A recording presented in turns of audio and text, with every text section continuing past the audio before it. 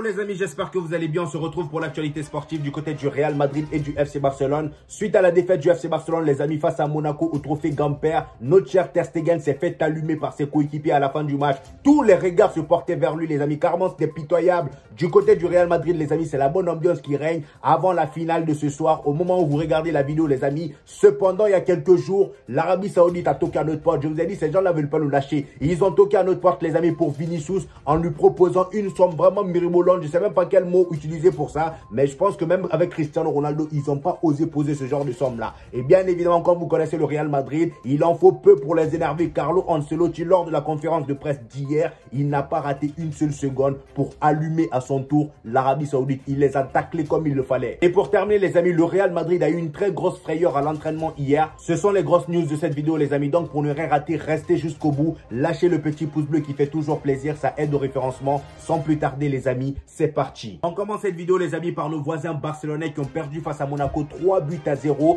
après une pré-saison vraiment magnifique. Les gars, j'étais tellement fier et impressionné par cette équipe de la Masia. Mais hier, les amis, ils m'ont vraiment déçu face à cette équipe de Monaco. On va en parler tranquillement, mais je tiens à dire, les gars, que celui qui s'est pris toute la foudre de cette défaite, c'est notre cher Ter Stegen. Robert Lewandowski aussi, parce que lui aussi, il a posé une bouse comme à ses habitudes. Il n'y a que le match d'avant qu'il avait, voilà, il avait claqué un doublé. Mais franchement, à part ça, Robert Lewandowski, ça fait maintenant un moment qu'on en parle. Le gars, il est tellement irrégulier, on ne sait même plus quoi penser de lui. Alors que le gars, c'est un top player de base. Encore une fois, il a sorti une bouse, un match assez catastrophique, un match de fantôme. Je ne sais pas s'il est mort ou vivant, mais en tout cas, ce gars-là, c'est un vrai fantôme. Le FC Barcelone, dans ce match-là, a eu vraiment du mal avec cette équipe de Monaco. Et Monaco, félicitations à eux. Et je pense que le Paris Saint-Germain aura du souci à se faire en Ligue 1 face à cette équipe-là, parce que là, il n'y a plus Kylian Mbappé pour vous aider. Maintenant, parlons des buts encaissés par le FC Barcelone. C'est là, tu vas voir vraiment la débilité de cette défaite. Notre cher Bernal, ce petit-là aussi, vraiment, moi, il m'avait régalé. J'étais impressionné par son jeu, lui aussi. Voilà, je me suis dit, enfin,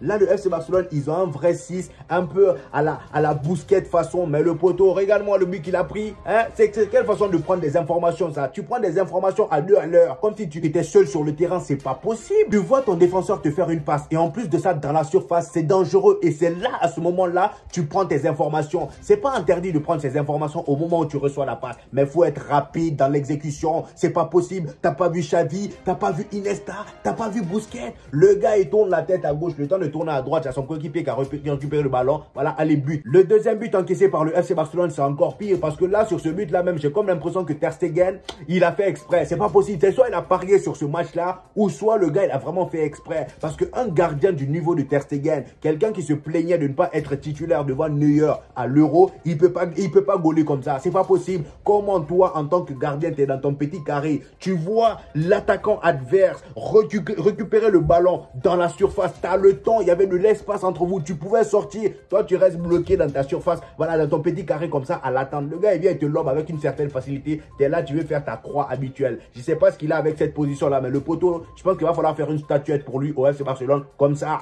Oui, parce qu'il aime trop cette position, je comprends pas. Et bien évidemment, les Barcelonais n'ont pas kiffé ça. Tout le monde le critiquait. Et même Lamine Yamal, je vais vous montrer les images. Regardez-moi ces photos déjà. À la fin, il y a Hansi Flick qui est venu lui parler. J'imagine même pas ce que Hansi Flick lui disait. C'est soit il le consolait ou soit il le grondait. Et en plus de ça, regardez-moi le regard sombre de Lamine Yamal. C'est normal. Comment vous voulez que les enfants ne s'énervent pas? Je sais que c'est un vétéran, c'est un adulte, voilà, comment dire, c'est un cadre de l'équipe, mais au bout d'un moment, toi aussi, quand tu es cadre, il faut faire des choses de cadre. Là, tu fais un truc de débutant, hein? Lamine Yamal était en colère contre lui, ça se voit dans son regard. Ferran Torres, pareil. Pauvre Victor, même, j'en parle pas. Lui, ça se voit de loin qu'il avait envie de le goumer. C'est pas possible. Et son collègue de travail, Robert Lewandowski, là, lui-même, tellement il est nul actuellement. Il y a même le Media Sport qui a sorti, ils ont sorti un article où le titre c'était, regardez bien, Robert Lewandowski doit améliorer son niveau. C'était le titre. Il faut vraiment être nul à un point vraiment inimaginable pour faire les titres des médias comme ça. C'est un truc de malade. Vraiment, ressaisissez-vous. Moi, j'étais impressionné par cette équipe. Mais là, si ça commence comme ça, j'espère vraiment que c'est un faux pas, comme l'a dit Ter Stegen quand il a pris la parole. J'espère que c'est un faux pas. Parce que j'ai vraiment envie que cette équipe du FC Barcelone se reprenne en main. Comme ça, au moins, voilà, la Liga sera un peu plus pimentée. Franchement, comme certains ont pu le constater, avant le coup d'envoi du match face à Monaco, les amis, ils en ont profité pour faire la présentation de notre cher Dani Olmo qui vient d'arriver au FC Barcelone. Voilà. voilà, ils ont profité du moment où les supporters étaient déjà tous regroupés au même endroit. Parce que oui, c'est pas le même budget que le Real Madrid qui va t'organiser une cérémonie de mariage. Le plus important, c'est qu'ils ont présenté Dani Olmo, c'est l'essentiel. Comme vous le savez déjà les amis, Nico Williams a déjà récupéré le numéro 10 de l'Atlético Bilbao. Donc ça sera son numéro pour cette saison. Et je pense que c'est mort parce que même Laporta, les gars, il n'envoie pas bon signe. Regardez ce qui s'est passé. Un supporter vient de dire à Juan Laporta de recruter Nico Williams. C'était lors d'une interview. Voilà, il y avait des supporters autour. Donc il y a un supporter qui l'a demandé de recruter Nico Williams. Et voici ce qu'il a dit. Il dit, nous avons déjà une bonne équipe. Oui, encore une fois les Barcelonais, je suis désolé pour cette information. J'ai comme l'impression que de jour en jour, je suis là pour vous déprimer. Je ne fais pas exprès, c'est votre club aussi. Là, c'est votre président de club qui parle. Il dit que vous avez déjà une bonne équipe. Donc ça veut dire que Nico Williams, là, va falloir oublier. C'est fini les gars. En tout cas, pas de cette saison. Et je tiens quand même à rappeler que Juan Laporta avait récupéré le dossier Nico Williams dans les mains de Deco. Voilà, pour s'en occuper. Finalement, on peut dire qu'il s'en est bien occupé.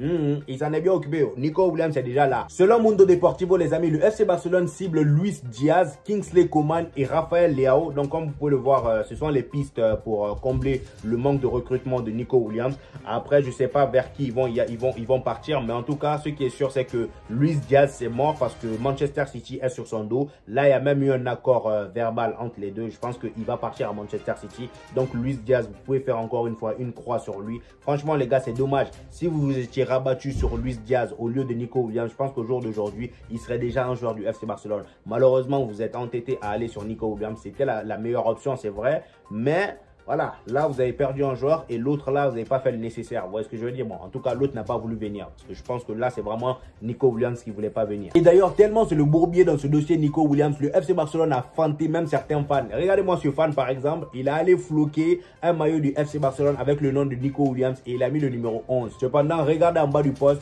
qui est venu commenter. Rafinha. À votre avis, pourquoi? C'est son numéro. Oui, c'est son numéro. Franchement, je vous dis, ce club-là me régale. Ce club-là me régale de jour en jour. Il y a une guerre à distance. Ça, je vais récupérer le dossier, je vais le renvoyer au club. Finalement, il ne renvoie pas. Il dit que son club est bien. Il y a déjà assez de joueurs. Franchement, cette équipe-là me régale, les gars. Maintenant, nous allons parler du Real Madrid, les gars. Il y a de grosses news là-bas. Franchement, je me suis régalé cette semaine avec le Real Madrid. Déjà, on va parler de cette offre mirobolante ou je ne sais quel mot poser sur cette offre-là, franchement, pour Vinicius. Je vous avais dit depuis un moment que l'Arabie Saoudite, ces gens-là, ils nous aiment. Je ne sais pas ce qu'ils ont contre nous, le Real Madrid, mais ils ont vu tous les clubs autour là. Ils veulent faire chier personne, sauf le Real Madrid. Je pense qu'ils sont des envoyés de la FIFA ou de l'UEFA. Je ne sais pas. Mais en tout cas, là, regardez ce qu'il a dit. Selon Marca, l'Arabie Saoudite a offert 1 milliard d'euros sur 5 ans à Vinicius Junior, c'est-à-dire le plus gros contrat de l'histoire du football, les amis. Est-ce que vous vous rendez compte de la dinguerie? Même Lionel Messi et Cristiano Ronaldo, on les a jamais proposé ça. C'est un truc de malade. Il a dit le Brésilien a refusé. Al-Ali est prêt à tout pour signer le numéro 7 du Real Madrid. Vraiment, Al-Ali, vous pouvez faire ce que vous voulez, mais je ne sais pas qui vous a dit que le Real Madrid est un club comme les autres. Franchement, là, vous venez viser pas un joueur lambda.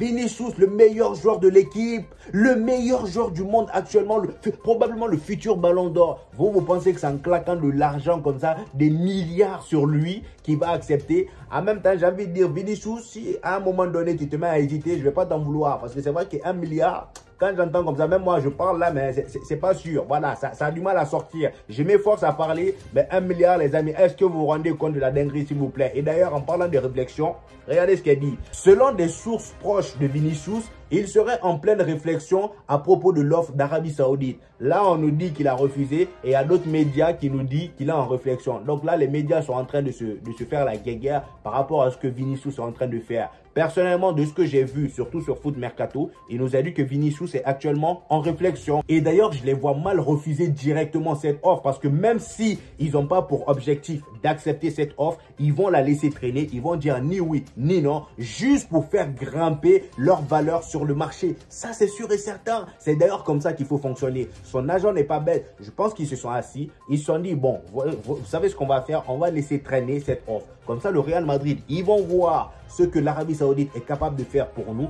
Comme ça, au moins, lors de la prochaine négociation avec eux en termes de salaire, ils vont mettre le paquet pour nous. Voilà. Et croyez-moi que la saison prochaine, s'il y a renégociation de salaire, c'est sûr et certain que Vinicius sera probablement le joueur le mieux payé au Real Madrid. Ça va aussi dépendre de sa saison, voilà, de la saison qui va débuter là. Vous voyez ce que je veux dire? Mais franchement, les gars, je pense que Vinicius ne pouvait pas rêver mieux en termes de scénario. Et en plus de ça, c'est vrai que 1 milliard, c'est énorme, mais il n'a même pas besoin d'aller là-bas pour gagner c'est 1 milliard. Au jour d'aujourd'hui, il est probablement le futur ballon d'or voilà, de l'année 2024. S'il reste au Real Madrid, en vue de sa progression, en vue de ce qu'il montre depuis maintenant plusieurs années, je pense que dans 5-6 ans, le poteau avant sa fin de carrière, il va même franchir ce cap de milliards. Ça, j'en suis sûr à 100%. Et en plus de ça, il y aura les sponsors. Et il faut savoir que ces gens-là, ils gagnent beaucoup, mais beaucoup plus avec les sponsors que leur salaire. Et d'ailleurs, comme je vous le disais, les amis, regardez ce qui est dit ici. Le Real Madrid pourrait offrir un contrat amélioré à Vinicius pour éviter les offres comme celle de l'Arabie Saoudite, selon le média Marca. Qu'est-ce que je vous avais dit? C'est exactement ça. Ils vont faire traîner l'offre juste pour mettre un peu de pression au Real Madrid, même si le Real Madrid et lui savent qu'il va aller nulle part, mais c'est juste pour faire grimper sa valeur. Et ça, c'est parfait pour Vinicius et son agent. Et d'ailleurs, quand le Real Madrid a été contacté par l'Arabie Saoudite, parce que là, c'est même pas que le club Al-Ali qui a contacté le Real Madrid, c'est carrément le gouvernement d'Arabie Saoudite. Eux, ils font pas les choses à moitié là-bas. Non, non, non, non. Quand ils veulent des grosses têtes, là, des gros joueurs, là, c'est le gouvernement qui s'en charge. Voilà. Ils ont envoyé voilà, des envoyés au Real Madrid pour contacter le Real Madrid et José Ángel Sánchez, on va dire, c'est le représentant de Vinicius sûrement au Real Madrid. Le Real Madrid lui a donné une simple information à donner à l'Arabie Saoudite comme réponse et voici ce qu'ils lui ont dit. La clause libératoire de Vinicius est à 1 milliard. Le Real Madrid, je vous aime bien, mais vous aussi, ça c'est dangereux. Avec l'Arabie Saoudite, il ne faut pas parler comme ça. Parce que vous, dans votre tête, clause libératoire de 1 milliard là, que vous avez mis, c'est inatteignable, c'est impossible de débourser ça. Mais là, vous parlez à des tarés. Là, vous parlez à des gens, 1 milliard, c'est comme de l'eau. Là, vous leur dites ça pour leur faire peur, mais sauf que eux, ils sourient. Ils sourient, ils peuvent claquer ça en 2 minutes. C'est pour ça qu'il faut dire un nom clair. Comme ça, au moins, il n'y a pas de, voilà, il n'y a pas d'ambiguïté. Parce que là, vous avez vu, vous avez dit 1 milliard. Ils sont venus avec un contrat d'1 milliard. Vous voyez? Et quand je vous dis que ces gens-là sont vraiment culottés et que vraiment, ils ne cherchent aucun joueur au Real Madrid, sauf les gros joueurs, regardez un peu. Dani Ceballos a demandé à quitter le Real Madrid, mais aucune offre n'a été reçue pour lui à ce jour. Donc là, on a un Dani Ceballos qui veut se barrer du Real Madrid. Mais il n'y a personne en Arabie Saoudite là-bas. Ali ne le voit pas. Ali, je ne sais pas quel genre de lunettes tu vois. Je ne sais pas si c'était myope ou hypermétrope. Mais mon poteau, franchement, là, il y a Ceballos, tu ne le vois pas. Il veut partir. Il te fait des appels de phare, tu ne le vois pas. C'est Vinicius, tu pars voir. Vinicius, tu pars voir. Et même avec le Paris Saint-Germain la saison dernière, tu es allé voir Kylian Mbappé. C'est à Kylian Mbappé, ils ont proposé les 700 millions là. Hein? 700 millions. Et au jour d'aujourd'hui, comme le destin fait bien les choses, Kylian Mbappé et Vinicius se retrouvent dans le même club. Boum, et devinez chez quel club? Real Madrid. C'est pour ça qu'il faut dire à la Madrid derrière votre écran. Dites à la Madrid les amis. Voilà, ça va vous faire du bien. Et bien évidemment, tout ça a énervé Carlo Ancelotti. Et le gars, il n'a pas mâché ses mots en conférence de presse. Hier, en conférence de presse, les amis, pour le match face à l'Atalanta, les journalistes ont posé quelques questions par rapport à ces rumeurs-là. Et voici ce qu'il dit. Il dit, il n'y a rien de vrai dans les rumeurs selon lesquelles Vinicius jouerait en Arabie Saoudite. Ce ne sont que des rumeurs, rien d'autre. Donc là, il confirme que Vinicius, voilà, les réflexions de Vinicius là pour aller jouer en Arabie Saoudite, c'est faux. Il ne réfléchit en rien du tout. C'est un joueur du Real Madrid. Et ensuite, il enchaîne en disant, les rumeurs saoudiennes n'affectent pas du tout Vinicius. C'est un joueur fantastique qui veut aider le Real Madrid à être au sommet, comme il l'a fait ces dernières années. Et pour terminer avec l'Arabie Saoudite, il a enchaîné avec une punchline, les amis. Il a dit, l'Arabie Saoudite n'est en aucun cas une menace pour les projets futurs du Real Madrid. Donc là, il voit l'Arabie Saoudite dans les yeux, il les regarde dans les yeux pour leur dire, vous êtes des petits et vous ne pourrez rien faire face à nous. Voilà, gardez votre argent, faites ce que vous voulez, mais en tout cas, c'est pas pour acheter nos joueurs. Ils vont pas partir. Franchement, respect à Don Carlos, encore une fois, qui a vraiment pas mâché ses mots. Et d'ailleurs, c'est pas fini. Il va aussi parler du match de demain, c'est-à-dire du match d'aujourd'hui, alors où vous regardez la vidéo, c'est-à-dire le match face à l'Atlanta, parce que le journaliste va aussi le demander qui est-ce qui va tirer les pénaltys lors du match face à l'Atlanta, s'il y a un pénalty, bien évidemment. La dernière fois, on nous avait informé que Vinicius serait le tireur, mais là, le journaliste a quand même posé la question pour savoir si Kylian Mbappé allait prendre les pénaltys. Et voici ce qu'il a répondu. Il dit, est-ce que Kylian Mbappé tirera les pénaltys? C'est un grand tireur de pénalty. Bellingham aussi. Valverde aussi. Nous avons beaucoup de tireurs de pénalty. Demain, on verra.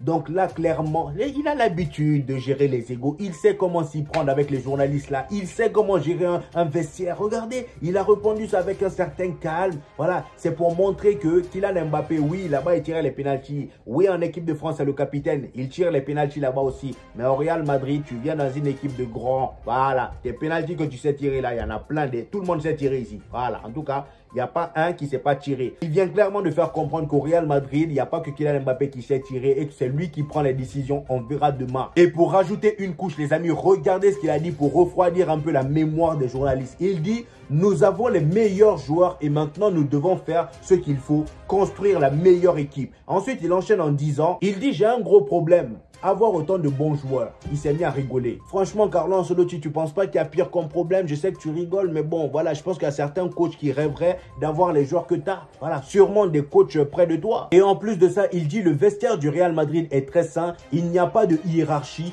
Tout le monde est égal, c'est une équipe, point barre. Voilà, comme ça au moins, c'est clair dans la tête des gens. Bref, ça c'était pour la conférence de presse. Maintenant, j'ai envie de faire une petite parenthèse sur Kylian Mbappé. J'ai vu un Kylian Mbappé hier à l'entraînement vraiment heureux. Le gars, il souriait à tout va. Carrément, il se chamaillait avec Endrick. Il y a même une action où, malheureusement, je ne peux pas vous mettre les images. Sinon, vous connaissez YouTube, ils vont strike. Mais en tout cas, je vais vous mettre les images. Il y a même une image où, vous voyez quand il s'entraîne à tirer sur le goal et tout là. Et tout le monde était autour de lui comme ça là. Voilà, sur cette image, on peut le voir. Il est en train de tirer sur le gardien. Je crois que c'était Lunin qui était au goal. Il tire et là, tout le monde le regarde. Tout le monde l'applaudissait. Tout le monde criait. Il y avait une bonne ambiance. Regardez Carlo Ancelotti qui sourit. Jude Bellingham, Endrick. Tout le monde souriait. Franchement, il est bien accueilli dans cette équipe-là. Et d'ailleurs, pour votre information, il a raté. Demain, tu as intérêt à marquer. Hein. Voilà. Lors de l'entraînement d'hier, les amis, le Real Madrid a eu chaud. On a failli avoir un gros coup dur. Regardez ce qu'il a dit. Eduardo Camavinga vient de se blesser à l'entraînement. Il était au sol et a crié. Cela fait suite à un choc avec Tchouaméni. Tiens,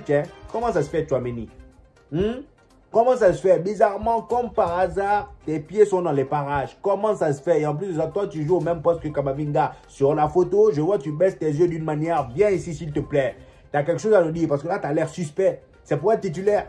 C'est pour être titulaire tout seul, tranquille, sans avoir de soucis, sans avoir de concurrents. Mon frère, je sais que oui, ce que je raconte, c'est des conneries, mais au bout d'un moment, ça, là, vraiment, faut éviter ça. Surtout quand vous êtes à l'entraînement comme ça, les impacts aussi durs comme ça, là, faut éviter ça, c'est sur le terrain. Dans les vrais matchs, c'est pas possible. Là, on a failli avoir un Camavinga blessé. D'ailleurs, apparemment, il était très énervé, il était très en colère quand il quittait l'équipe. Parce que comme vous pouvez le voir sur l'image, tout le monde est venu autour de lui. Il y a même Modric qui était choqué carrément quand il a entendu crier. Il était carrément, voilà, je vais vous mettre une photo de Modric. Il était carrément choqué, voilà. Donc là, on a failli perdre Camavinga en début de saison comme ça. Franchement, le gars, il était énervé. Voilà, il était complètement énervé. Bref, les amis, on termine avec cette photo. Comme vous pouvez le voir, le dernier gagnant de cette super coupe d'Europe était Manchester City. Et juste avant eux, il y avait le Real Madrid. Dites-moi en commentaire qui, selon vous, va remporter ce match de demain. Ne faites pas voilà, soyez objectifs, les gars. Est-ce que, selon vous, l'Atalanta réussira à tabasser le Real Madrid ou est-ce que le Real Madrid va démolir l'Atalanta? Dites-moi tout ça en commentaire, les gars, et donnez-moi vos avis en commentaire sur toutes ces news là, les gars. J'hésiterai pas à vous répondre comme d'habitude, les gars. Lâchez le petit pouce bleu qui fait toujours plaisir, ça aide au référencement